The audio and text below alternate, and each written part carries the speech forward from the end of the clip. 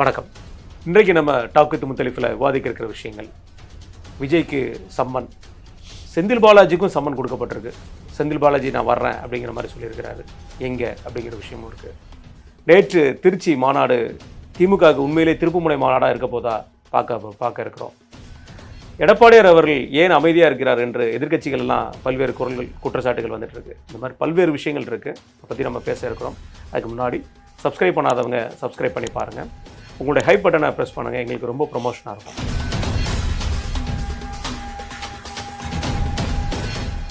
அண்ணா வணக்கண்ணே. வணக்கம் அண்ணா, தேசிய உணவுப் பொருள் பாதுகாப்பு சட்டம் இன்றைக்கு அமல்படுத்தியிருக்காங்கண்ணே. இது 1955 கொண்டு வந்த சட்டம் போல் இருக்குது. இது அமல்படுத்தியிருக்காங்க.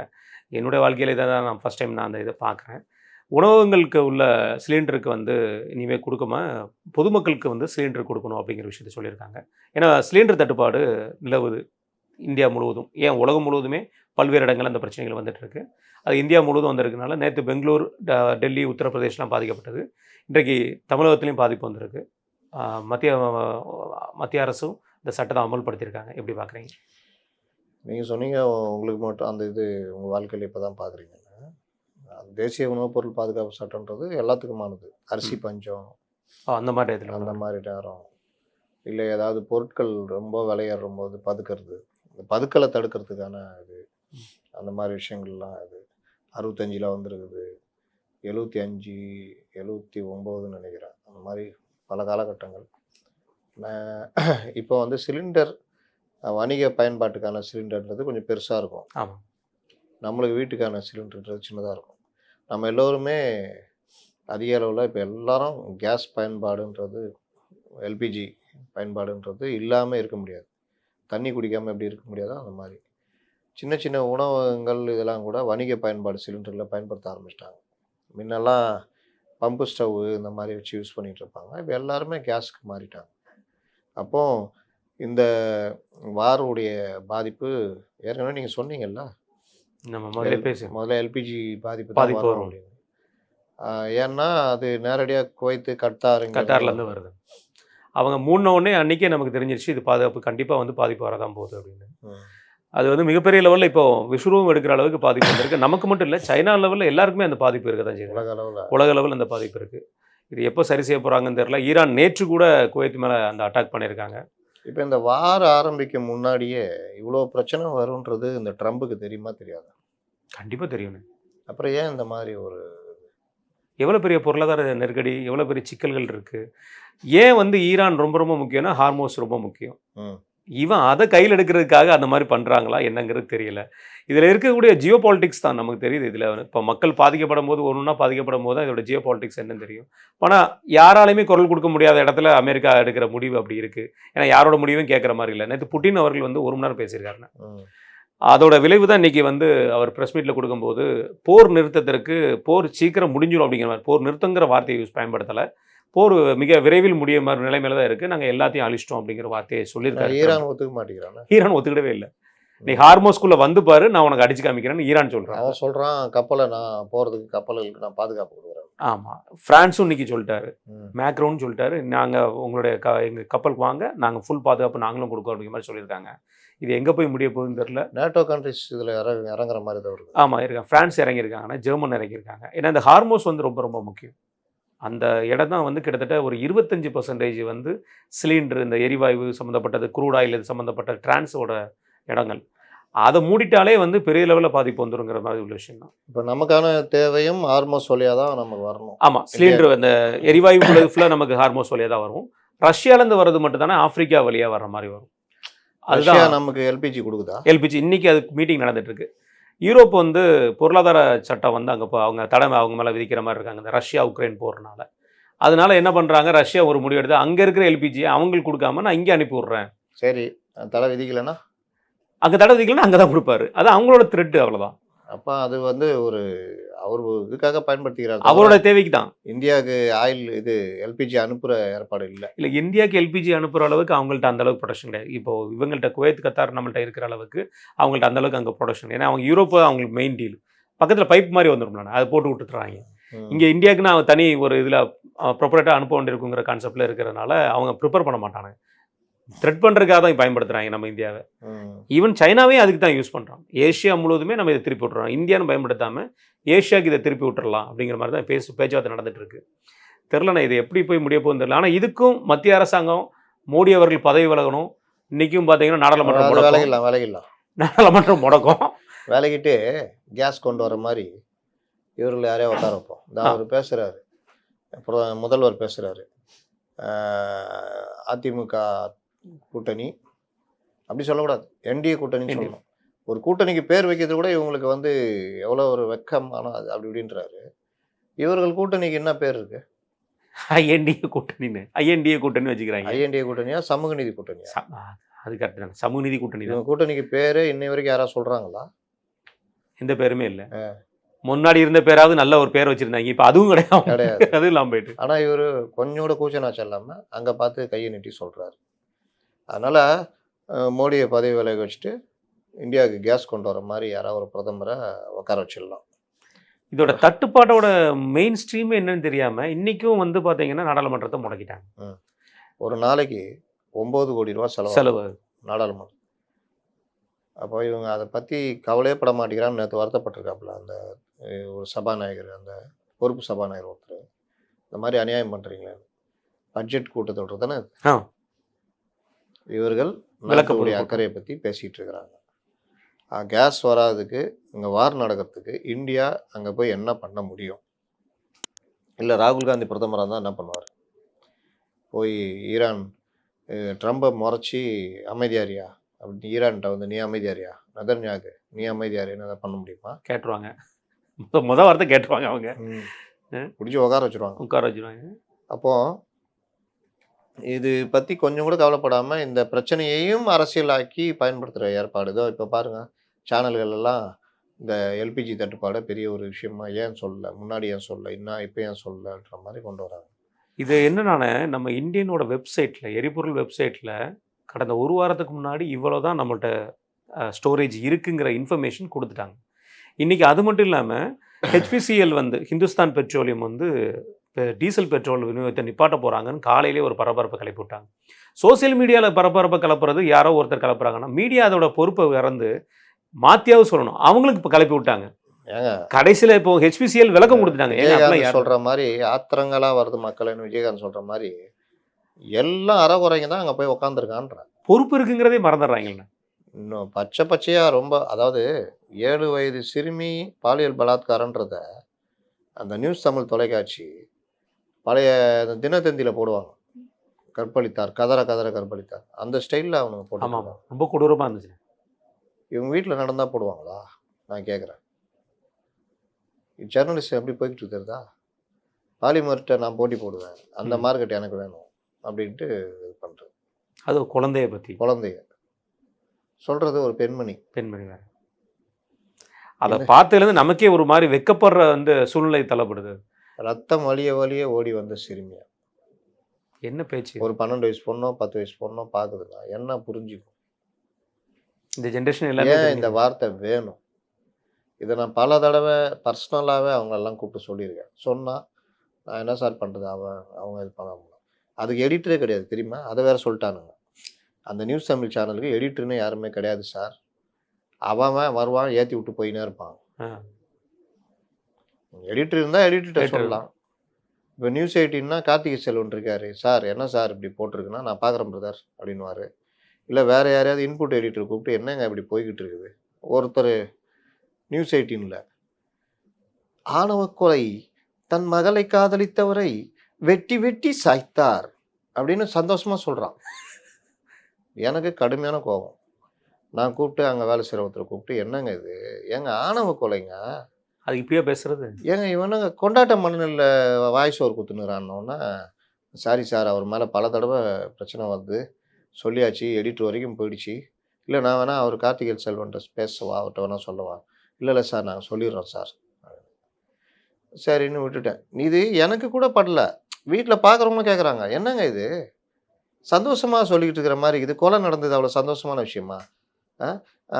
அது இதில் குங்கும விளம்பரம் தெரியுமா, பக்கத்துக்கு பக்கம் பரபரப்பு, அந்த மாதிரி சொல்லுங்கிறாப்புல.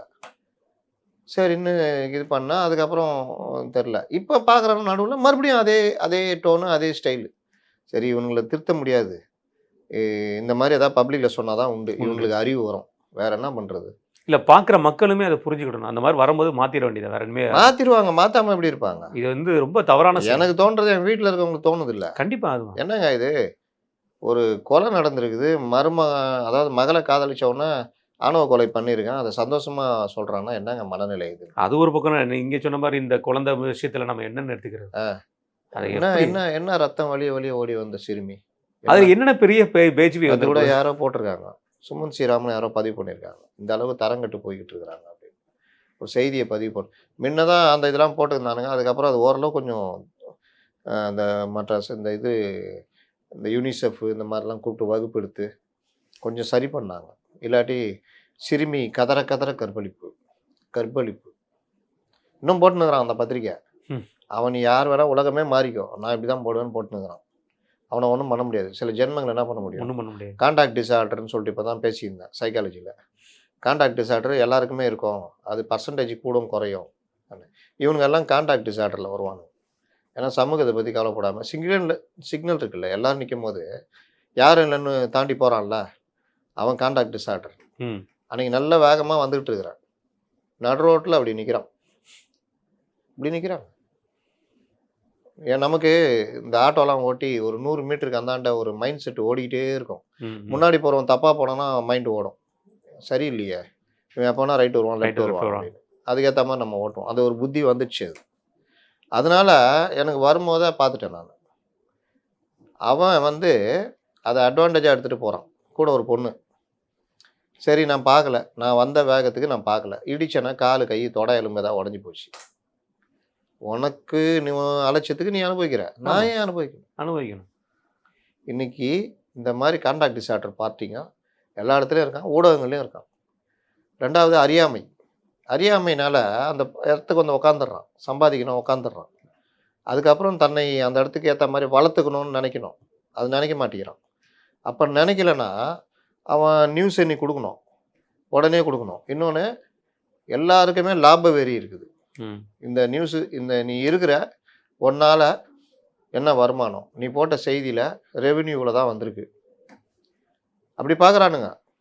ஒன் இண்டியான்னு ஒரு சேனல் இருக்கு பாருங்க. நீங்க வந்து அங்க என்னன்னா, நீங்க போடுற நியூஸ்னால எவ்வளோ வருமானம் வருது?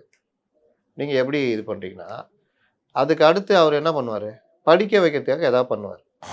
அப்போ 65 முதியவர் என்னது 70 வயது முதியவரிடமும் 60 வயது பெண்ணிடம் இரவில் நடந்த சம்பவம் ஏதாவது ஒண்ணு. உடனே என்ன பார்ப்பாங்க? ஐயோ! என்ன ஆகுதுன்னு. ஆனா அப்ப கணவன கொன்றுப்பாங்க. மனைவிய பாலியல் பலாத்காரம் பண்ணிருப்பாங்க. இந்த 1 மாசத்துக்கு முன்னாடிங்க, இந்த கடலூர்லயே பண்ருட்டில அந்த சைடு சரவுண்டிங் நடந்தத, ஒரு 65 வயசு மூதாட்டியை மூச்சு திணற திணற செய்த சம்பவம்னு சொல்லி போட்டிருந்தாங்க. கொலை பண்ணிருக்காங்க. பாலியல் பலாத்காரம் இருந்தாரு. அவங்க 65 வயது அவங்க வயதான முதியவரை வந்து பாலியல் பலாத்காரம் பண்ணத மூச்சு திணற திணற சம்பவம் ஒன்று போட்டிருந்தாங்க. அப்படி போட்டா படிப்பான். இது என்ன இதுல இருக்கு? மூச்சு திணற திணற என்ன சம்பவம். இருக்குன்னா, நான் சொன்னது இருக்கு. ஏய் நியூஸ் போட்டல்ல 1,00,000 போயிருக்கு. அப்போ அதுக்குன்னு ஒரு இது இருக்கு. டெய்லி அன்ட்டுன்னு. இதுக்கு ரொம்ப முக்கியத்துவம் குடுப்பான். எது?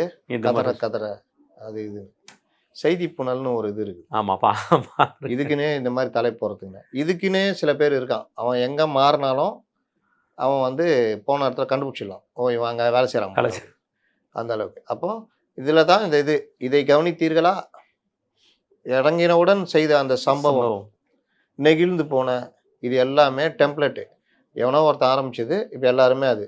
இத விட இன்னொரு கேவலமான ஒரு வார்த்தை. அதிரி புதிரி. இப்பலாம் அது கொஞ்சம் குறைஞ்சிருக்கு. குறைஞ்சிட்டு ரொம்ப கம்மியாயிட்டு. நான்லாம் கடுமையான கோவம். மெயிலே போட்டேன். அதிரி புதிரின்ற வார்த்தை யாரும் யூஸ் பண்ணக்கூடாது. அதிரி புதிரிக்கு எனக்கு விளக்கம் சொல்லிட்டு யூஸ் பண்ணுங்க. எதையா போட்டுறது. அப்புறம் இன்னும் 2, 3 வார்த்தைகள் இருக்கு. கேவலமா இருந்தது. அது எல்லாத்தையும் அந்த வெப்சைட்ல ஒரு நாய் உருவாக்குச்சு. அது எல்லாரும் ஃபாலோ பண்ணாங்க. அதுக்கப்புறம் அது கொஞ்சம் குறைஞ்சிருக்குது. இப்ப மறுபடியும் உருவாக்குனா உருவாகலாம். மறுபடியும் வரும். அப்போ இந்த மாரி விஷயம் என்னன்னா, நிறுவனங்கள் வேலை செய்றவங்கள்ட்ட ரிசல்ட் வேணும். ரிசல்ட் வேணும்னா என்ன பண்றது? நீ போடுற நியூஸ் யாரும் படிக்கவே மாட்டேங்கிறாங்க. இந்த பாரு அவன் பாரு. கதற கதற. நான் சொன்னேன் மூச்சு திணற. எப்படி போய்க்குது பாத்தியா அது? அந்த நடிகை மெயினா இந்த மாதிரி செய்தி சேனல்கள், செய்தி இந்த வெப்சைட்டுகள் எதை குறி வைக்கிறாங்கன்னா, சினிமா உலகம். இல்ல நடிகைகள். இன்னொரு பக்கமும் சொல்றாங்கண்ணே, இந்த கிளிக் இம்ப்ரெஷன் ரேஷியோங்கிற கான்செப்ட் இந்த இந்த மாதிரியான தம்ப்லைன்ல டேக்லைன்ல தான் மக்களுமே உள்ள போய் பார்க்குறாங்க. ஆமா. அப்படின்போது அவங்க சோசியல் மீடியா ஹேண்ட்லிங்ல உள்ளவங்களுக்குமே இப்போ இதுதாங்க பண்ணணுங்கிற ஒரு மெயின் ஆப்ஜெக்ட்டுக்குள்ளேயே வர்ற மாதிரி. நீங்க அன்னைக்கு சொன்னீங்கல்ல, காரை விட்டு இறங்கியவுடன் விஜய் செய்த செய்த சம்பவம். சம்பவம் அவங்கள பார்க்க வச்சாங்க. ஆமா. அதுதான். அந்த பார்க்க வைக்கிற வேலையை செய்யணும். செஞ்சா காசு. ஆனா பவுன்ஸ் ரேட் எகுரும். ஆமா. நீங்க இப்படி பார்த்தவொன்னு அடைச்ச சாணியன அப்படின்னு வெளியே வந்துடுவீங்க. ஆனா ஒரு நியூஸை நல்ல நியூஸை படிக்க வைக்கிறான்னா, அந்த நியூஸில் அவன் 10 நிமிஷம் இருக்கிறான் வச்சுக்கோங்க. அந்த நியூஸ் 1000 வியூஸ் தான் போயிருக்கு. இன்னொரு நியூஸு கிளிக்கு வெளியில் வந்துடுறான். 10,000 போயிருக்குன்னா, இந்த 1000 பேர் படித்ததுக்கு வருமானம் வரும். இதை ஊக்குவிக்க மாட்டாங்க. இதை தான் ஊக்குவிக்கும். ஓகேப்பா. ஏன்னா அதில் எப்படி படிக்க வைப்பான்னா, நடிகர் விஜய் அவர் அவங்க அப்பா எஸ்.ஏ. சந்திரசேகர் டைரக்டரு. அவர் வந்து இவரை இங்கே கொண்டு வந்தார். முதுகில் செவுத்துக்குள்ளே கையை விட்டு மாமியாருக்கு முதுகு தேய்க்கிற காட்சியில் நடித்தார். இப்படி வருவான். பீஸ்ட் படம் வரைக்கும் வருவான். வந்துட்டு இந்நிலையில் அவர் கட்சி ஆரம்பித்தார். இது வச்சுப்பாங்களோ எல்லா நியூஸ்லேயும். இன்னைக்கு நேர்காணல் விஜய் கேட்ட அந்த கேள்வி அப்படின்னோன்னா இங்கே ஆரம்பிப்பான். எஸ்ஏசி அவர் பையன் நடிக்க வச்சார். செவுத்துக்குள்ளே கை விட்டு முதுகில் தேய்ச்சார். இது எல்லாத்தையும் அப்படியே வச்சுருவான். கடைசியில் இந்த நியூஸை போடுவோம். 9:55க்கு ஒரு சேனலில் பார்த்தேன். அவர் வீட்டு கேட்டை ஒட்டி கேமரா வச்சுட்டு என்ன நடந்துட்டு இருக்கு அப்படின்னு 3 நாள் காத்து கிடந்தோம்லாம் இருக்கான். ரிப்போர்ட்டர் சொல்கிறாப்புல, அண்ணா 3 நாள் அண்ணா அதில் என்ன வெக்கமே இல்லாமல் நீங்கள் சொன்ன மாதிரி தான் ஆரம்பிச்சது. தமிழக வெற்றி கழகம் ஆரம்பித்து இதோட 2 வருடம் முடிந்து 3ஆவது வருடம் முதல் தேர்தலை சந்திக்கிறார். ஏய் இதெல்லாம் எல்லாருக்குமே தெரியுமாடா? யார் வேற என்ன பண்ணுவான்? அவனும் பேசி ஆகணும். 9:55 விஜய் என்பவர் ஒரு சிறந்த நடிகராக அறியப்படுபவர். இப்படி ஒத்துருக்கிறாரு. நானும் 10-15 வரைக்கும் பார்த்தேன். சரி என்னதான்டா நீங்க பேசுறீங்க, நம்மளும் எடுத்து வச்சுக்கோ என்னதான் பாக்குறாங்கன்னு. 10-15 வரைக்கும் சப்ஜெக்டே ஃபுல்லா இதுதான் பேசியிருந்தாங்க. 2 விஷயம் நடக்குது காலையில டெய்லி. ஒன்று, எங்கேயாவது சிஎம் பேசிட்டு இருக்காரு, பொய்யா பேசினுக்கிறார். நாம மட்டும்தான். ஆமா. நேற்று யாரும் சொன்னாங்களே, ஈரான் வாரையே நிப்பாட்டுற அளவுக்கு ஆமா நேத்து சபாநாயகர் அப்பாவும் பேசியிருக்காரு. ஈரான் அமெரிக்கா வாரையே கண்டிக்கும் அளவுக்கு துணிவு பெற்றவர். ஆமா ஒரே ஆள் ஒருத்தர் தான். நீ கண்டிக்கிறது அவனுக்கு தெரிஞ்சாதானே துணிவு. ஒண்ணும் கிடையாது. எச்சரிக்கை விடுகிறேன் ட்ரம்புக்கு, அடங்கி விடு. ஆமா. இல்லாவிட்டால் எங்கள் தோழர்கள் அடக்குவார்கள். அதே மாதிரி நீங்க தெரிஞ்சு மீட்டிங் போட்டிருக்காரு முதல்வர். இந்த அறிக்கையை விட்டாருன்னா கொஞ்சம் நல்லா இருக்கும். ஏது சகோதரப்பா, இந்த கேஸ் விஷயத்துக்காக தலைமைச் செயலர் எல்லாரோடையும் சேர்ந்து மீட்டிங் போட்டிருக்காங்க. ட்ரம்பே அடங்கி விடுனா. ஆமா ஏன்னா அவர் சொல்லிடுவாரு அடக்கப்படுவாய். சொன்னோன்னு அடக்க போறது நம்ம திருமணம் தானே போறாப்ல. பிரச்சனை இல்ல. சனாதன சக்திகள் கவர்னர் கூட பிரச்சனை, நான் விருந்தில் கலந்துப்பேன் நீ போராட்டம் நடத்துங்கிற மாதிரி கதை தானே இது. அதனால இந்த மாதிரி தான் இன்னைக்கு ஊடகங்கள் இருக்கு. அதனால அதில் வேலை செய்யறவனும் நீங்க அந்த வே டு நியூஸ்னு ஒன்று இருக்கு. அவன் அதுக்கு மேல அதுல எப்படிப்பட்ட நல்லா ஒர்க் பண்ண கூட போயிட்டு ஓடான்ட்டான். ஏன்னா இவங்களுக்கு ஏற்ற மாதிரி கொடுக்குது. என்னை கூப்பிட்டு கொஞ்ச நாளுக்கு முன்னாடி கேட்டாங்க, சார் இந்த நியூஸ் எல்லாம் பொய்யா நியூஸ் போகுது சார், சில இதெல்லாம் அதெல்லாம் கொஞ்சம் சொல்லணும் நீங்கள். ஒரு மீட்டிங் அட்டன் பண்ணிட்டு சரி ரைட் நான் பார்க்குறேங்கன்னு சொல்லிட்டு கொஞ்சம் எனக்கு இந்த இதுக்கு அனுப்புங்க நான் பார்த்து இது பண்ணுறேங்க. அதோட ஓடிப்பிட்டாங்க. என்னன்னு கேட்டால் தெரில சார்ன்றான். இன்னை விட இப்போ அதிகமாக பொய்யா வருது. ஏன்னா அவன் சொன்ன அந்த ஹாஸ்பிட்டல் தான் பார்க்குறோம். அதிமுகவுடன் இணைய தயார் அறிவித்தார். நாடா அறிவித்தார். ஓப்பன் பண்ணி பார்த்தா அதிமுகவுடன் இணைகிறார் அறிவித்தார் அப்படின்னு போட்டிருக்கான். என்னடான்னு உள்ளே போய் பார்த்தா எவனோ லட்டப்பாடு கட்சி உள்ள போயிடுறான். நம்ம என்ன நினைப்போம்? ஒரு புது கட்சி விஜய் யாருன்னு நினைப்போம். இல்ல போடுறது என்ன போடுறான், பெரும் சக்தி. விஜய் எடுத்த புதிய முடிவு என்னது? கார் மாத்திக்கிறார். இன்னைக்கு அது பரவாயில்லண்ணே. வெட்டுவாங்கனி சிக்னல்ல நின்றுட்டாப்ல. அங்க ஒரு கிளிப்பிங் எடுத்துட்டு ஏன் அழகா போட்டிருந்தானே, தாமதமாகும் விஜய் காரணம் என்ன அப்படின்னு போட்டிருந்தாங்க. சிக்னல்ல வண்டி நிக்குது. நானும் உண்மையிலே சரி கிளம்பிட்டான்னு இப்பதானே ஒரு சேனல்ல போட்டாங்க. தாமதமாகும் விஜய்னா என்ன ஆச்சுன்னு தெரியல பார்த்தா சிக்னல்ல வண்டி நிப்பாட்டிட்டு பாவி அந்த ஒரு செகண்டைகளை ஏமாத்திட்டாங்கிற மாதிரி கையை பிடிச்சி இந்த இது விளையாடுவோம். அந்த மாதிரி தரத்தான்னு இழுத்து தான் உண்ணும் இல்லை. அவ்வளோ கோவம், அவ்வளோ இது. அதனால தான் சொல்கிறேன், வார நியூஸு சரி எது நியூஸ் சரி எனக்கு என்னன்னு போட்டு பண்ணிக்கிட்டு இருக்கிறாங்க ஊடகங்கள். அப்படி இருக்குது இன்னைக்கு. எடிட்டருன்னு எவனும் கிடையாது. ஆங்கர்லாம் எடிட்டர் ஆகிட்டான். இப்போ அவன் எல்லாம் என்ன பண்ணுறான் தெரியுமா? நல்லா பாருங்கள், ஆங்கர்லாம் எடிட்டர் ஆகிட்டானா அவனுக்கு தெரிஞ்சுனது ஆங்கரிங். ஆங்கரிங் அதனால என்ன பண்ணுறாங்கன்னா மக்கள் மன்றம்னு ஆரம்பிச்சிடும். மக்கள் மன்றம், மண்ணாங்கட்டி மன்றம், தேர்தல் களம் அது இதுன்னு போயிட்டு 4 பேரை கூப்பிட்டுக்கிறான். 4 வேட்பாளர். நீ நீ ஆரம்பி, நீ ஆரம்பி, நீ எதிரில் அந்தந்த கட்சியுடைய ரசிகர்கள் தகராறுலாம் இவன் வேலை என்ன தெரியுமா? தகராறு தடுக்கிறது. வர்றதே இவங்களால தான். வர்றதே இவங்க தான். கூட்டி வச்சு பின்ன என்ன, இது ஓடிக்கிட்டு இருக்குது, இதையும் ஜனங்க பார்க்குறாங்க. அதில் ஏதாவது எவனா தப்பாக பேசிட்டா அதை எடுத்து பெருசாக ட்ரெண்ட் ஆகிறது. அதை ட்ரெண்ட் ஆக்கி அதை தான் பார்க்க வைக்க முடியுது. வேற எதை தாண்டி அதை பண்ணுற இதை பண்ணுறேன்னா எவனுக்கும் ஒரு இந்த மக்கள் மன்றங்கள் நடந்த எந்த இதுலையுமே யாரோட பேச்சுமே பெருசா கொள்கை ரீதியாவோ கோட்பாடு ரீதியாவோ இல்லையே. எங்க இருக்கும், எப்படி இருக்கும்? இன்னைக்கு ஒருத்தர் பேசுகிறாரு, அம்பேத்கரை நம் தலைவர் தூக்கி பேசிய பிறகுதான் அம்பேத்கர் யார் என்பதே உலகத்துக்கு தெரிந்தது. சரிதான். அவர் யாருன்னா அவர் அம்பேத்கர் மாதிரியே அப்ப அவருக்கு தெரிஞ்சுக்குது தலைவர் சொல்றது மாதிரியா. நம்மளுக்கெல்லாம் விஜய் சொன்ன அப்புறம் தான் அம்பேத்கர் யாருன்னு தெரிஞ்சுக்குது. முதல்ல விஜய் தெரியுமான்னு கேட்கணுமே. முதல்ல இது விஜய் தெரியுமா? ஏங்க ஒரு ரசிகனை கேட்கறாங்க 50 தலைவர் காட்டு அப்படின்னு, அவன் அப்படியே ஏன் சமாளிக்கிறான். இவர் யாரு தெரியுமா ப்ரோ? இல்ல இவர அம்பேத்கர் ப்ரோ, இவர் யாருன்னு தெரியல ப்ரோ. இவர் யாரு தெரியுதா அப்படின்னு.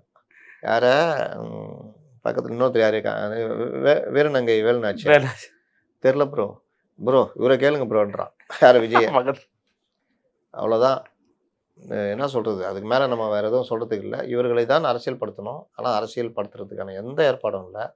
இந்த மாதிரி ஆட்கள்லாம் போய் சேர்ந்தா இந்த மாதிரி புழுவுனா என்ன, அவன் முன்னாடிக்கிறவன் ரசிக்கிறான்றதுக்காக அம்பேத்கரை கண்டுபிடிச்சது யாரு அப்படின்னா என் தலைவன் விஜய்னா இது கூட என்ன இது அப்படிதான் இன்னைக்கு அந்த இது போய்கிட்டு இருக்கு. இந்த சிலிண்டர் தட்டுப்பாடுனால இப்போ உணவகங்கள்லாம் மூடப்படுதுங்க.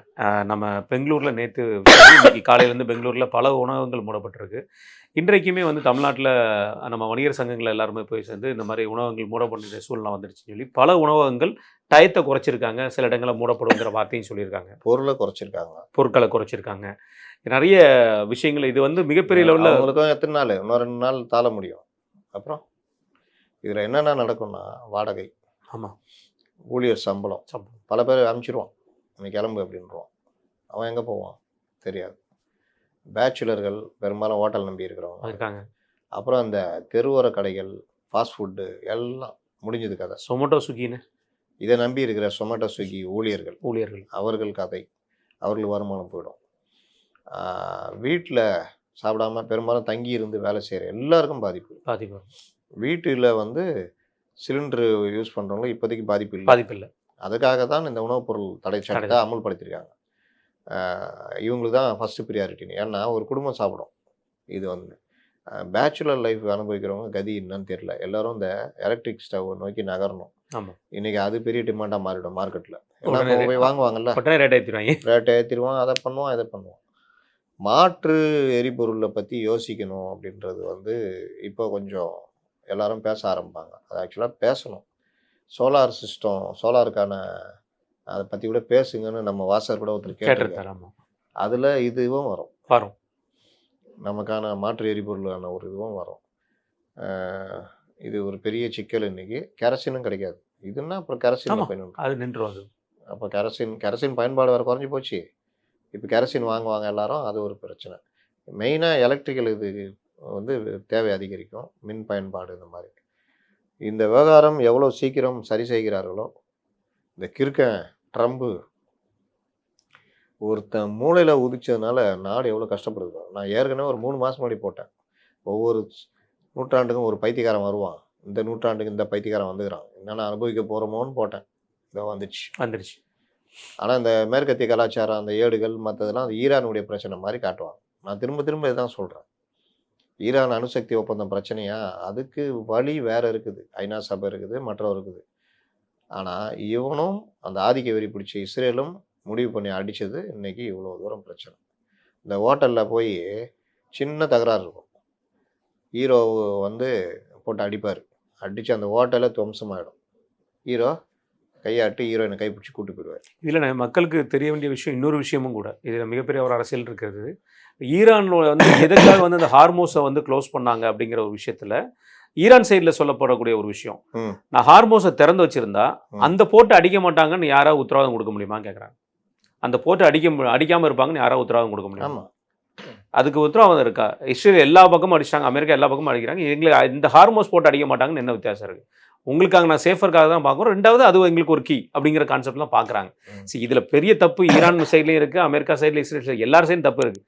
பாதிக்கப்படுற போது எந்த சைடை சரி பண்ணுங்க அப்படிங்கிற ஒரு வார்த்தை தான் நம்ம சொல்ல முடியுமே. அதுதான் நம்மளோட வேலையும் சொல்ல முடியுமே தவிர உங்களுக்கு பாதிப்பு மட்டும் இல்லை, உலகத்துக்கே பாதிப்பு. இன்னைக்கு வந்து பாவம் துபாயில் நடந்துட்டு இருக்கிற விஷயங்கள் நேற்று நடந்ததுன்னு மிகப்பெரிய லெவலில் ரியல் எஸ்டேட்டோட இது வந்து பார்த்தீங்கன்னா கிட்டத்தட்ட 21% அவங்களுக்கு வந்து ட்ராப் ஆயிருக்கு. இனி அந்த நம்ம புர்ஜ் அல்ஃபா இருக்குல்லண்ணே, அது பக்கத்தில் ரூம்ஸ்லாம் வந்து பார்த்தீங்கன்னா மினிமமே 45,000 50,000 இருக்க வேண்டிய இடத்துல வெறும் 3,000 4,000 வரைக்கும் வித்துட்டு இருக்காங்க. அந்த அளவுக்கு அங்கேயே வந்து ஒரு மிகப்பெரிய லெவலில் ஏன்னா ஏன் அங்கே பாதிக்கப்படும் போது நம்ம இருக்கோம்னா அங்கே நம்ம இந்தியர்கள் அதிகமாக இருக்காங்க. அவங்க அனுப்புகிற அந்நிய செலவாணி நம்மளுடைய பட்ஜெட்டுக்கு மிகப்பெரிய ஒரு உதவியாக இருக்குது. இதுவும் பேசப்படும் பொருளாக தான் மாறும். இது எப்போ போய் நிற்க போகுதுன்னு தெரிலண்ணே. அடுத்து விஜய் வந்து இன்னைக்கு நேர்காணல் நடத்துகிறாருண்ணே. இந்த நேர்காணல் வந்து நான் பார்த்துருக்கேன், திமுகவில் பார்த்துருக்கேன், அதிமுகவில் பார்த்துருக்கோம், காங்கிரஸில் கூட நடத்தி பார்த்துருக்கோம். ஒவ்வொரு மாவட்ட ரீதியாக அல்லது ரீஜியன் ரீதியாக அவசரமாக நடந்தால் கூட இந்த மாதிரி நடத்தியிருக்காங்க. இன்றைக்கி இவர் நேர்காணல் நடத்துகிறான்னு சொன்னார். யாரெல்லாம் இருக்காருன்னு பார்த்தாங்கன்னா சேலம் பார்த்திபன், ஈசிஆர் சரவணன், இந்த ஆதவ அர்ஜுனா, இந்த மாதிரி ஒரு 20-25 பேர் லைனில் நிற்கிறாங்க. இது எந்த டிஸ்ட்ரிக்ட்லேருந்து எந்த டிஸ்ட்ரிக்கு, இது எந்த கோணம், முதல் கோணமே முட்டு கோணல் மாதிரி எப்படி இதை பார்க்கறது நம்ம? அதாவது இவர் சிபிஐ விசாரணை போகக்கூடாதுன்றதுக்காகவே நீ போயிருப்பார். இல்லாட்டி நீ போய் நடத்திங்க அப்படின்ட்டு இருப்பார். இல்லை ஆன்லைனில் பண்ணிக்கிறோம், ஆன்லைனில் பண்ணி தான் பண்ணுவார். இன்றைக்கி அவர் ஃபிசிக்கலாக இருக்கணும் அப்படின்றதுக்காக எவ்வளோ நாளைக்கு தள்ளி போடுவீங்க? வெள்ளிக்கிழமை வர சொல்லி அந்த மாதிரி கொடுத்துருப்பாங்க, ஒன்றும் தகவல் வரல. அப்போ வெள்ளிக்கிழமை வர சொல்லி சனிக்கிழமையும் உட்காருங்கன்னு சொன்னால் தான் பண்ணுவீங்க. என்ன செய்வீங்க?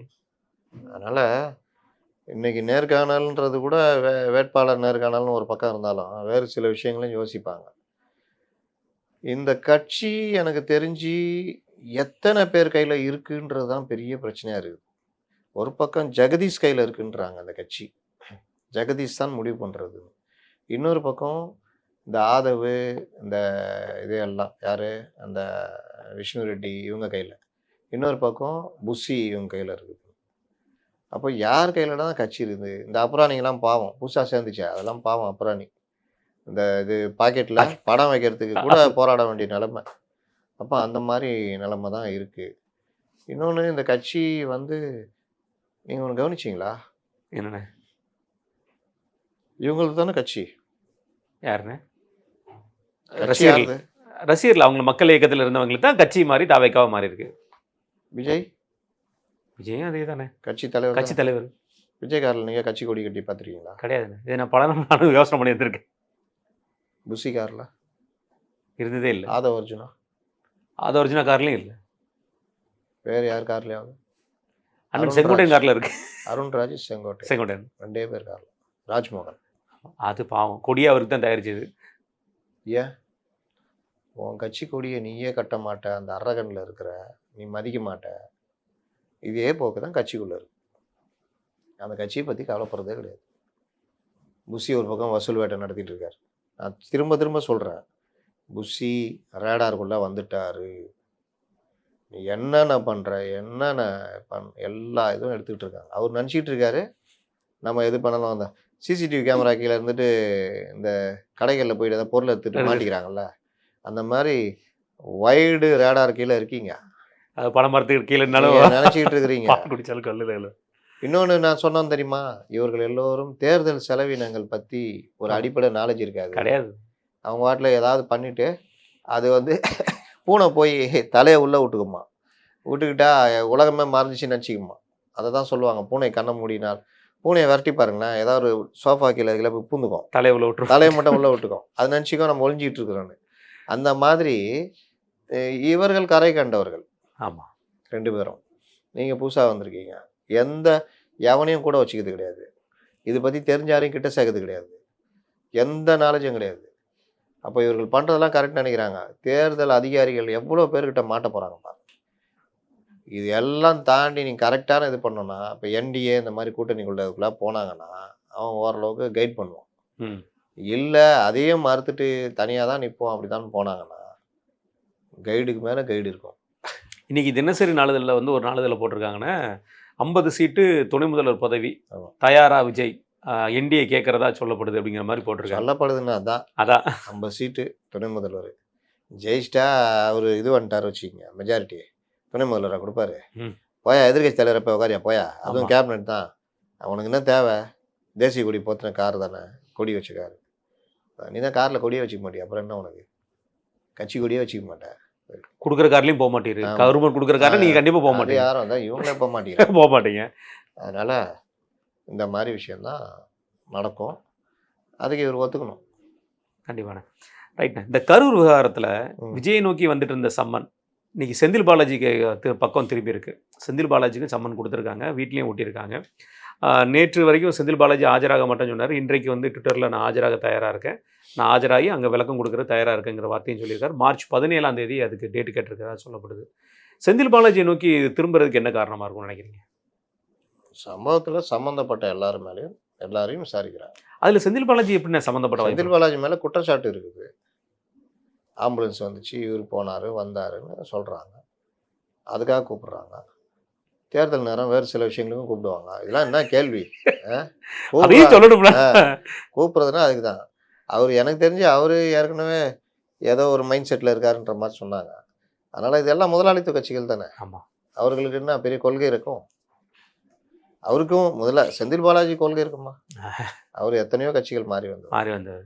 அதனால் இப்போ அவர் கூப்பிட்றாங்க, அவர் போக மாட்டேன்னு சொல்ல முடியுமா? நேற்று கூட ஒரு விஷயம் ட்ரெண்ட் ஆச்சு, நீங்கள் பார்த்துருப்பீங்கன்னு நினைக்கிறேன். இல்லைன்னா பார்க்காம ஷோ அப்படின்னு சொல்லி ஸ்வைப் பண்ணியிருப்பீங்க.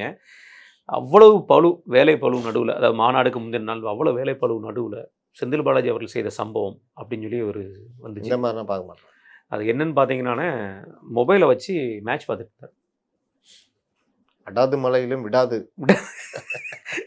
என்னன்னு அதை தான் பார்த்துனுக்குறாங்க. என்னமோ பெரிய இந்த ஆள்லாம் கிடையாது. அதுக்கு அவன் ஆள் இருப்பான். துட்டு இருந்தால் நீங்கள் என்ன வேணாலும் தெரிஞ்சுக்கலாம். அது பண்ணிட்டியா இது பண்ணிட்டியா, அது ரைட் அது வேணுமா, இது எடுத்துக்கோ அதை எடுத்துக்கோ, அதனால தான். ரைட்ண்ணே. திருச்சி மாநாடுண்ணே. திருச்சி என்றைக்குமே திருப்பு முனை அப்படிங்கிற விஷயத்தில் அடிக்கடி திமுக சொல்லக்கூடிய விஷயம். சரி, அதில் பேட்டி கொடுத்தாரு கேஎன்ஆர். அவர் ஃபேஸ் ஏன் அப்படி இருந்தது? டல்லாக ரொம்ப டல்லாக இருந்தேனே. உதயநிதி மேலே வர துண்டு இது வேற போடல, பரிவட்டம் வேற போடலன்னு சொல்லி அது ஒரு பிரச்சனை. அப்புறம் உதயநிதி வரும்போது சரியாக கவனிக்கலைங்கிற ஒரு பிரச்சனை. அதெல்லாம் வேற. அது வந்து கோஷ்டி பிரச்சனை. நிறைய இடங்களில் பிரச்சனைகள் சொல்கிறாங்க. சாப்பாடுகள் வந்து நிறைய இடங்களில் பிரச்சனை. அப்புறம் பார்க்கிங் வசதிகள் இல்லை. இந்த தடவை கேனர் அண்ணா எப்பவும் போல் பண்ண மாதிரி சூட்டிப்பாக வேலை செய்யலை அப்படிங்கிற ஒரு குற்றச்சாட்டு நேற்று பெரிதும் பேசப்பட்டுச்சு. அதை விட ஒரு விஷயம் என்னென்னா, முதல்வர்கள் சொன்னது, இந்த ஆன்மீகத்தில் ஒரு வார்த்தை இருக்கும், என்ன தவம் செய்தனை அப்படிங்கிற மாதிரி. நானும் சொல்கிறேன், என்ன தவம் செய்தனோ உங்களை தொண்டலாக பெறுறதுக்கு, நான் தலைவனாக ஆகிறதுக்கு என்ன எழுதி கொடுக்குறாங்க சொல்லிடுறாப்புல, என்ன பண்ணுறது? என்ன மாதிரி வார்த்தை இது? எது இதை சொல்லி நீங்கள் ஆரம்பிச்சாருண்ணே.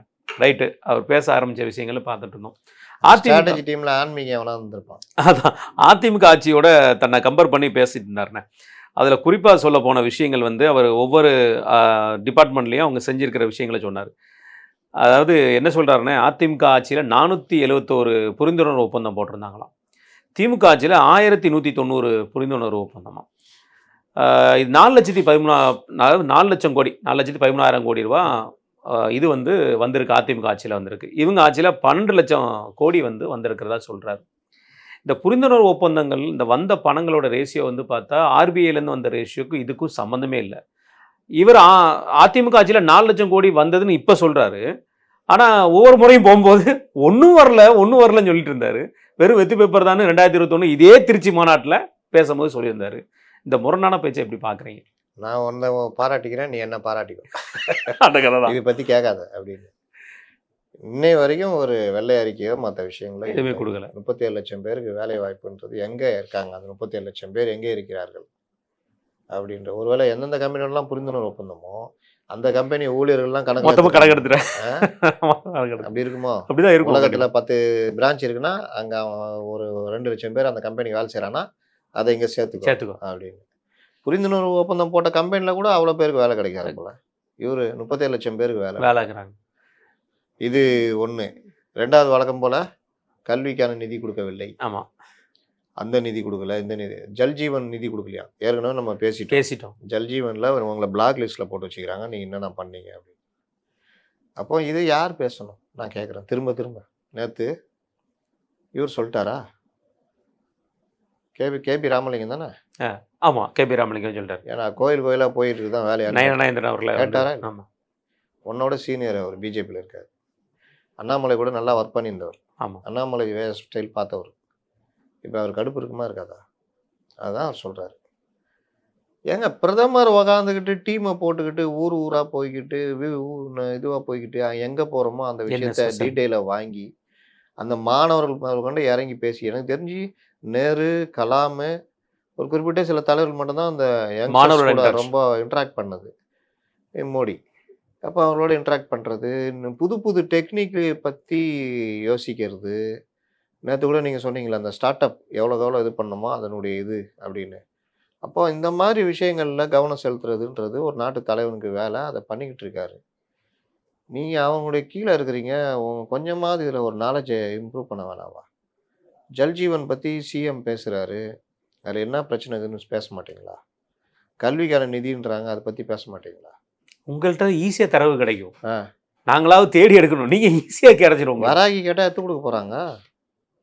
வராகி தான் இந்த வேலையை பண்ணிக்கிட்டு இருக்குது. இந்த கோயிலுக்கு போ, அந்த கோயிலுக்கு போ, அந்த மடாதிபதி காலில் உள்ள, இவர்கிட்ட போய் பருவட்டம் கட்டிக்கோ, இப்படியே போயினார், போய் சேர்ந்துருங்க கடைசி வரைக்கும். நானுங்க கூப்பிட்டே சொல்லிட்டேன். நான் என்னன்னா ஆமாம் ஆமாம் அப்படிதான், எல்லாத்துக்குமே புன்னகை தான். அப்போ நீங்கள் எப்படி எதிர்கருத்து வைப்பீங்க? ஒரு இது இருக்கிறதா அப்படின்னு பார்த்தா, இந்த ஒரு வாரத்தில் நடந்த விஷயங்கள், சட்டம் ஒழுங்கு சும்மா லைட்டாக அப்படி தொட்டு, இயக்கமோ போராட்டமோ ஆர்ப்பாட்டம் எதுவுமே எதுவுமே இல்லை. இன்னைக்கு பாருங்க, சிலிண்டர் தட்டுப்பாட்டுக்கு பிரைம் மினிஸ்டர் தான் காரணம்னு இவங்க கொண்டு வந்தாங்க. அதுக்கு போராட்டம் நடத்த தயாராக என்ன பிரச்சனை இருக்குன்னு பேசணும்ல. ஒருவேளை மக்களை மறந்து அதுலேயும் ஏமாத்த பார்க்கறதுக்கு இந்த அளவு ஒரு விஷயங்கள் நடந்துட்டு இருக்கு. இதில் இருக்கிற ஒரு பேசிக் விஷயம் சொன்னாலே மக்களால் புரிஞ்சிட முடிய விஷயம். ரெண்டாவது, இந்த 4 சிப்காட் பூங்கா வந்து அதிமுக ஆட்சியில் திறந்திருக்காங்க. ஏன் நம்ம இந்த ஆட்சியில் வந்து 33 சிப்காட் பூங்கா திறந்திருக்கான்னு சொல்லியிருக்காரு. 33 சிப்காட் பூங்கா எங்கடா இருக்கு? அடிக்கல் நாட்டதெல்லாம் திறந்துட்டேன்னு சொல்றாரா முதல்வர் அவர்கள்? தெரியல, எனக்கும் தெரியல. அது மாதிரி ஸ்டார்ட் அப் விஷயத்தில் வந்து முதல்வர்களோட பேஜ் எப்படி பார்க்குறீங்க? இந்த ஸ்டார்ட் அப்புங்கிறது முக்கியமாக வந்து அந்தந்த சென்ட்ரல் கவர்மெண்ட்டோட சம்மந்தப்பட்ட ஒரு விஷயம். இது ஸ்டேட் கவர்மெண்ட் நான் தான் காரணம்னு எடுத்துக்கிறதுக்கு எந்த வழக்கமாக ஓட்டுற ஸ்டிக்கராக அங்கேயும் ஓட்டிடுறது, அதை தாண்டி வேறு எதுவுமே இல்லை. அதை தாங்க நான் திரும்ப திரும்ப சொல்கிறேன். இதெல்லாம் தோல் உரிக்கணும்ல. உங்களுக்கு தான் கண்டென்ட் கொடுத்துக்கிட்டே இருக்காரு.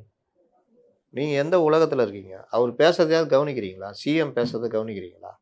அதுக்கு நம்ம என்ன பதில் கொடுக்கணுன்றதை எதாவது ரெடி பண்ணுறது, ஏதாவது வார் ரூம் மாதிரி டீமு ரிசர்ச் டீம் ஏதாவது வச்சுருக்கீங்களா? எதுவுமே இல்லைன்னா எதுவுமே கிடையாது.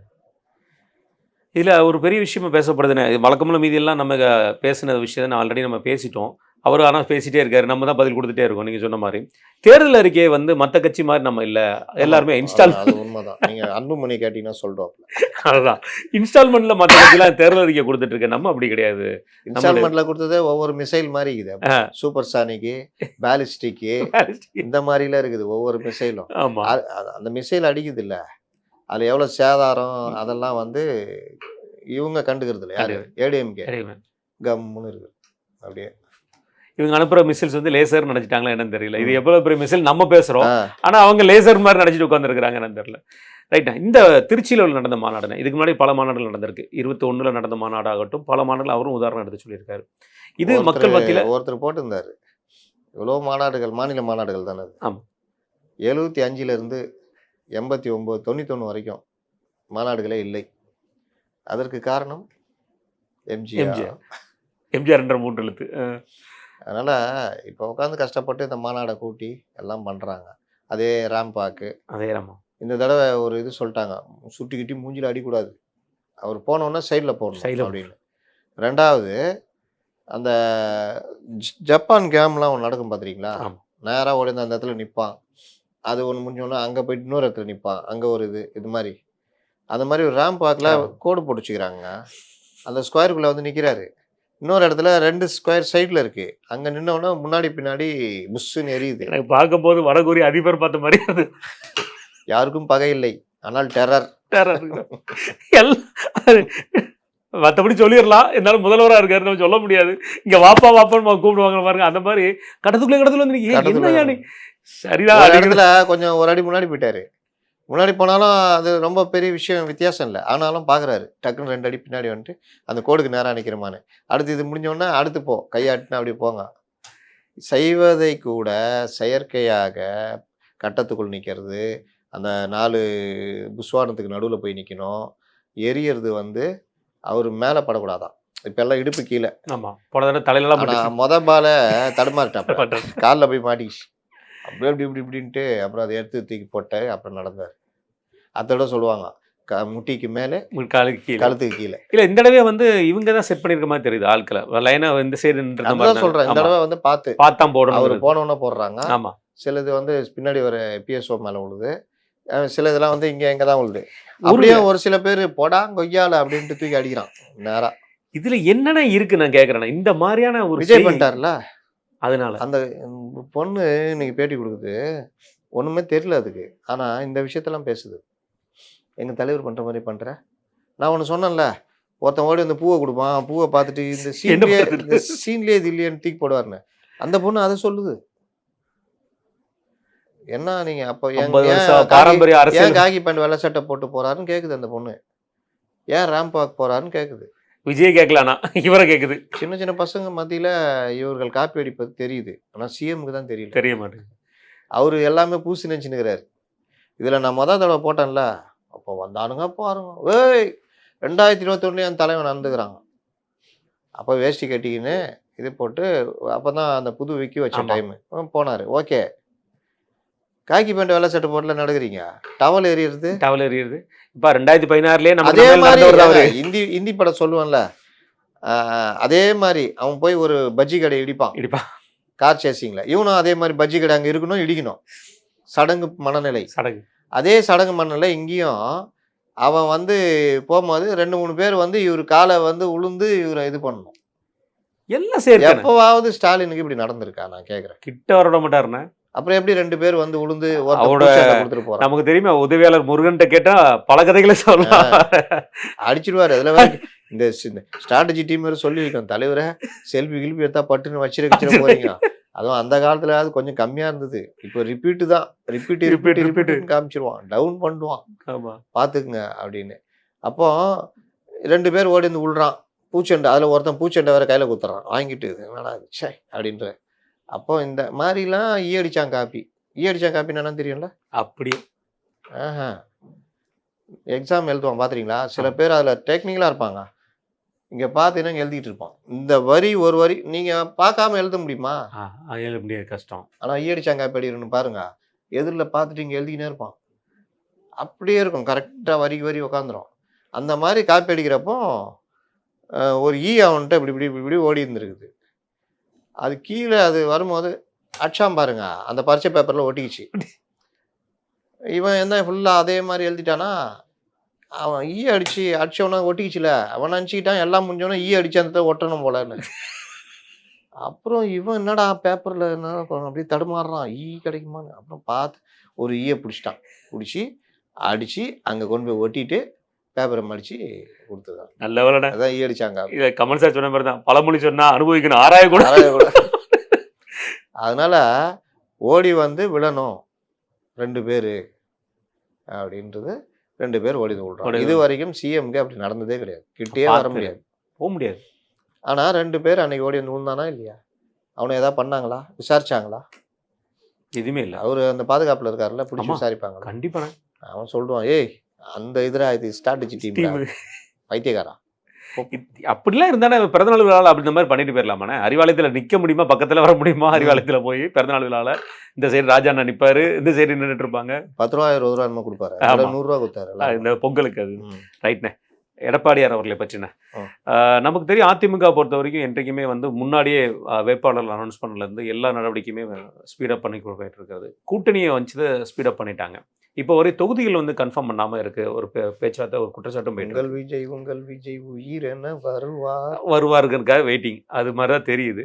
ஒரு பாசிட்டிவ் வேவ்லேருந்து போகிற மாதிரி தெரியுது. எப்படி பார்க்குறீங்கன்னு? அது ஒவ்வொரு பார்வையில் இருக்குது. ஆனால் இவங்கள மாதிரி பிரச்சனைகள் இல்லை. இங்கே பிரச்சனை இருக்குது, ஆனால் வெளியே தெரியாமல் இருக்குது. இங்கே பிரச்சனை இல்லை, ஆனால் பிரச்சனை இருக்கிற மாதிரி ஒரு தோற்றத்தை உருவாக்க பார்க்குறாங்க. ஆனால் உருவாக்கலை, இது வரைக்கும் அதை பற்றியே பேசலை. அப்படின்னா பிரச்சனையே ஏதாவது லைட்டாக இருந்தாலும் பெருசாகிடுவாங்க. அப்படி இல்லைன்றது தான் மேட்ரு. தொகுதிகளில் பாஜக விஜய் வந்தால் நாங்கள் 20 தொகுதி வரையிலும் நிற்பதற்கு கூட தயார், அவர் உள்ளே கொண்டு வர வேலையை மட்டும் பார்க்கணுன்ற மாதிரி பண்ணுறாங்க. ஒரு வேளை ஒத்து வந்தால் அதற்கு பிறகு பாருங்க கடகடன்னு தொகுதி வழியா அறிவிப்புகள் இருந்து எல்லாமே அறிவிக்கப்படும். கண்டிப்பா. இறுதியா என்னோட கேள்விண்ணே. மம்தா பானர்ஜி அவர்களுடைய செயல்பாடு. நம்முடைய பிரசிடென்ட் அவங்க போயிருக்காங்க. நேற்று வந்து மரியாதை குடுக்கல. இந்த 2 நாளுக்கு முன்னாடி நடந்த விஷயங்கள். எந்த ஒரு புரோட்டோகாலுமே ஃபாலோ பண்ணல. முதலமைச்சரும் வரல, அமைச்சர்களும் வரல. அதுக்கு வந்து உள்துறை அமைச்சகம் வந்து நேரடியா கேள்வி கேட்டிருக்காங்க. அதற்கு மம்தா பானர்ஜி அவர்கள் சொன்ன வார்த்தை, தேர்தல் நேரத்தில அவங்க அடிக்கடி வருவாங்க. அதுக்கெல்லாம் நான் முடியுமான்னு. இதுல எந்த இடத்துல வீரம் இருக்குண்ணே? இவர்கள் வாட்ஸ்அப் தலைவர்கள், இவர்கள் அந்த அடிப்படை புரோட்டோகாலை கூட மீறுவாங்க. இவர்கள்ட்ட அந்த மாதிரி விஷயங்களே கிடையாது. பார்லிமெண்ட்ட அதோடைய பொன்னான நேரத்தை பத்தி கவலைப்படாம வேஸ்ட் சுத்தமா பண்றாங்க. வீணடிப்பார்கள். ஆ ஒரு அடிப்படை அதாவது ஒரு சாதாரண ஒரு நியாயம் ஒண்ணு இருக்கும். ஆமா. அந்த நியாயத்தை கூட மறுப்பார்கள் அப்படின்றதுக்கு பல உதாரணங்கள் நான் பேசியிருக்கேன். எஸ்ஐஆர் அதில் மிகச்சிறந்த உதாரணம். தேர்தல் ஆணைய நடவடிக்கையில் ஒன்று. ஆனால் அதை ஒரு பெரிய இஷ்யூவாக இப்போ இவர் இங்கே முதலமைச்சரே பேச வச்சாங்க. அந்த படிவத்தையே பற்றி முதலமைச்சர் தப்பாக பேசினார். அதை பார்த்தாலே எனக்கு நெஞ்சம் பதைக்குது. தப்பாக கேட்டிருக்காங்கன்னு சொன்னார். ஆனால் அது தேர்தல் ஆணைய நடவடிக்கை, தேர்தல் ஆணையம் வெளியிடுகிற ஒரு ஆவணம். பொதுமக்கள்கிட்ட கேட்குறது. அது முதலமைச்சர் தான் அதை வந்து இங்கே அறிமுகப்படுத்துகிற இடத்துல ஆமா. இருக்கிறவர். ஆனால் அவர் வீடியோ போட்டார் தமிழ்நாட்டில். அதை விளம்பரப்படுத்த வேண்டியது முதலமைச்சர். ஆனா தவறா விளம்பரப்படுத்த. தவறாக விளம்பரப்படுத்தணும். ஆனால் அவர் கீழே இருக்கிற ஆட்சியர்கள் அவருக்கு சம்மந்தம் இல்லாத இது மாதிரி அவர்கள் அப்படியே ஆப்போசிட். இது ரொம்ப ஒன்றும் பிரச்சனை இல்லை, இது இப்படி ஃபில் பண்ணணும், இப்படி ஃபில் பண்ணணும்னு அவங்க வீடியோ போட்டாங்க. அதற்கு பிறகு நடைமுறைன்னு வரும்பொழுது நம்ம வாக்கை நம்ம பாதுகாக்கணும்னு சொல்லிட்டு இறங்கி வேலை செஞ்சது திமுக. குளறுபடி கரைகிறேன், எங்கள்கிட்ட தான் இருக்கிறதுலையே அதிக பூத் ஏஜென்ட்டு, பூத்துன்னு உருட்டின தாவேகா காணா போயிடுச்சு. புஷ்ஷுன்னு போயிட்டு.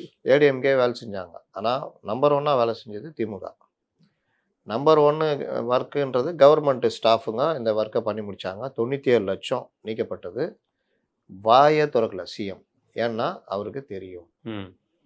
அப்புறம் மறுபடியும் அந்த அந்த வரைவாக்காளர் பட்டியலுக்கு பிறகு சேர்ப்பவர்கள் சேரலாம் எல்லாம் சொன்னோன்னா 20 லட்சம் பேர் அந்த குறைகளை கலைந்து உள்ளே வந்துட்டாங்க. 77 லட்சம் என்னமோ நீக்கப்பட்டது.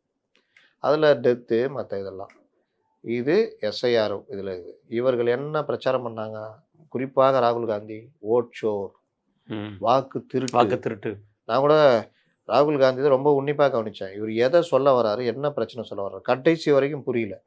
ஒரு வீட்டில் 50 பேர் இருக்காங்க, சரி 5 பேர் தான் வாக்களிக்கிறவங்க, 45 பேர் எக்ஸ்ட்ரா, சரி அதை களைய வேண்டியதுதான் எஸ்ஐஆர் பண்ணி. ஆமாம். ஆனால் எஸ்ஐஆரை வச்சு வாக்கு திருட்டு பண்ணுறாங்கன்னாரு. அது எப்படின்னு அவரால் சொல்ல தெரியல. ஏன்னா அதில் அர்த்தமே இல்லை. அவருடைய குற்றச்சாட்டுல அர்த்தமே சொல்ல தெரிய மாட்டேங்குது. எதுவுமே சொல்ல தெரியாது. இன்னொன்று சொன்னார அந்த ஒரு அதிகாரி இவர் தலைமை தளபதி சைனா பற்றி சொன்னதுன்னு இப்போ ஒருத்தண்ட வாங்கி கட்டினார். அப்போ இந்த மாதிரி தான் இவருடைய காமெடி. அதனுடைய விளைவு பீகாரில் படுதோல்வி. பாவம் அந்த மனுஷன் இன்னைக்கு எதிர்கட்சியாக கூட இல்லை, தேஜஸ்வி அந்த மாதிரி கொண்டு வந்து விட்டுட்டு வர்ட்டா அப்படின்னு போயிட்டாப்ல. இங்கே வந்து வாய் திறக்க முடியல. இங்கே இந்த சரவணன் 10,000 ரூபா தான் கொடுத்து தான் ஜெயிச்சாங்கன்னு சொன்னாங்கல்ல பீகாரில். இவர் இங்கே அறிவிச்சோடனே ஒரு டிபேட்டில் ஒரு அம்மா கேட்குது, அது ஒன்றும் தெரியாது, அது ஏதோ கேட்குது, அதுக்கு கூட இவரால் பதில் சொல்ல முடியல. பணம் மேட்ரு இல்லை, எஸ்ஐஆர்னால தான் ஜெயிச்சாங்கன்றார். எப்படின்னு கேட்குது அந்த அம்மா. அதில் வந்து இவங்கள நீக்கிட்டாங்க அவங்கள நீக்கிட்டாங்கன்னு அவர் ஒரு கதையை சொல்கிறார், வழக்கமாக சொல்கிறார் கதையை. ஆனால் அதை பீகாரில் யாருமே சொல்லலை. பீகாரில் தேஜஸ்வரி யாதவோட கட்சியில் 30 மாவட்டத்திற்கு மேற்பட்டவங்க பிஜேபி இணைஞ்சிட்டதா அங்கே பரபரப்பாக போயிட்டு இருக்கு.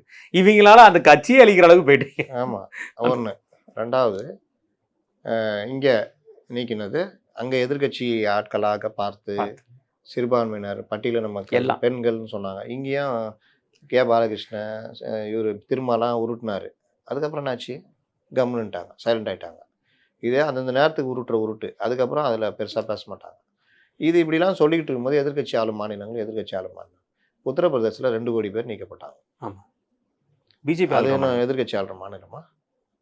அப்போது எஸ்ஐஆர்ன்றது ஒர்க்கு. இப்போ ஒரு 10-12 மாநிலத்தை மறுபடியும் அந்த எஸ்ஐஆர் பண்ணி ஆரம்பிக்க போகுது. நேற்று சொல்கிறாரு, ஒன் நேஷன் ஒன் எலெக்ஷன்றது அவ்வளவு மோசமான ஒன்றுன்னு பேசுகிறார். அவங்க அப்பாவை ஆதரிச்சது 67க்கு முன்னாடி வரைக்கும் அது இருந்துச்சு.